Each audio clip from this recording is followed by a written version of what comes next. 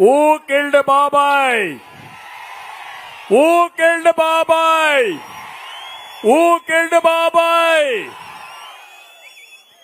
పులివెందలకు కేకేస్తే నిలబడి వినపడి ప్రొద్దుటూరు నుంచి ఛాలెంజ్ చేస్తున్నా, ఈ గడ్డ మీద నుంచి ఛాలెంజ్ చేస్తున్నా. ఎవరైతే నిందితుడున్నాడో ఆ నిందితుడిని నువ్వు ఎంపీగా పెట్టావా లేదా? అవునా కాదా? అంటే నీ చిన్నాన్న చంపిన వాడికి ఓటేమి నడడానికి సిగ్గు లేదు? సిగ్గుందా లేదా ఈ ముఖ్యమంత్రికి? సిగ్గుంటే అడగతాడా ఈ ముఖ్యమంత్రి? అంటే ఎలాంటి వాడంటే నిందితుడిని రక్షించుకోవడానికి బాధితులపైనే కేసులు పెట్టాడు, కూతురుపైన కేసులు పెట్టాడు.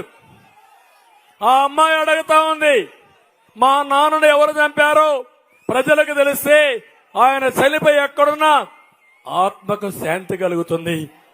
జగనన్న అనుబంధాల గురించి మాట్లాడుతున్నావు. చిన్నాను చంపితే బాధ లేదా నీకు? 5 ఏళ్లయింది, నన్ను మోసం చేస్తావని అడిగే పరిస్థితి వచ్చింది.